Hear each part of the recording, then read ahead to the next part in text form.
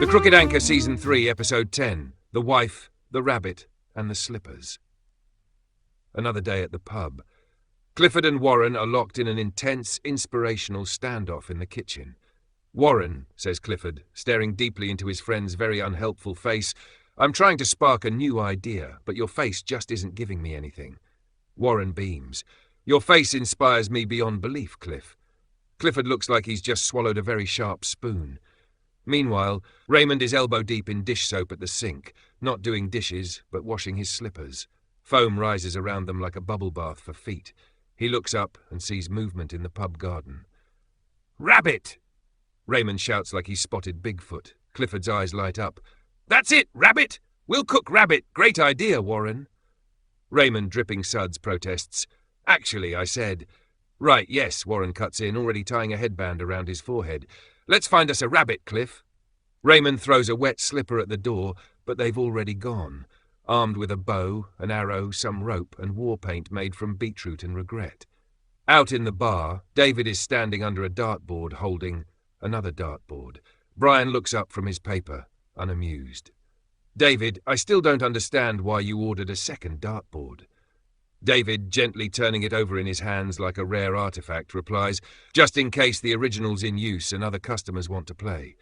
Brian raises an eyebrow. "David, Pete is the only one that uses the dartboard." Pete, from the corner, simply nods. Darts.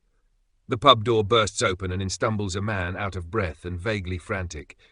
"Excuse me, lads, I can't find my wife. She came this way." David perks up.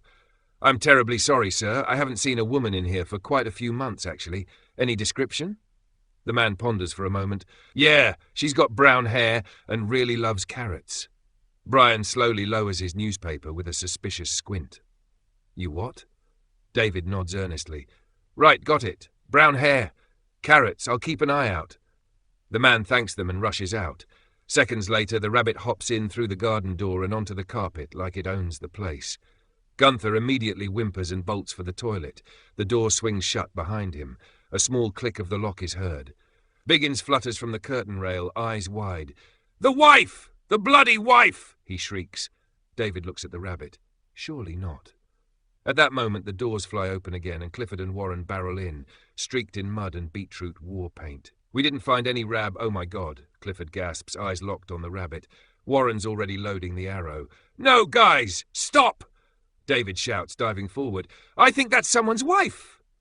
He scoops up the rabbit like a hero in a rom-com and charges outside. Down the lane, he spots the man climbing into his car. "Sir, wait! I have your wife!" David yells. The man looks confused. His wife, a perfectly human woman with long brown hair, is sitting in the passenger seat, crunching on a carrot. The man gestures. "That's a rabbit. This is my wife, Claire."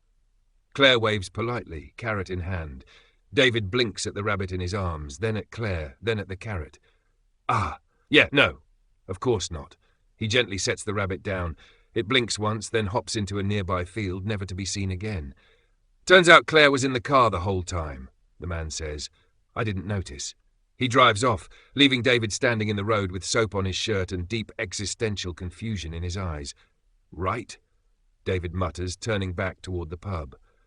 Inside, Clifford and Warren sit dejectedly at the kitchen counter. "Well," Clifford sighs, "back to the drawing board." Warren nods. "Maybe we try something without ears this time." Raymond re-emerges, holding up two steaming, slightly misshapen slippers. "I think the microwave made them more absorbent," he declares proudly. Biggins squawks from the beam above the bar. "Pussy boy would have caught the rabbit." David sighs and pours himself a carrot juice vodka.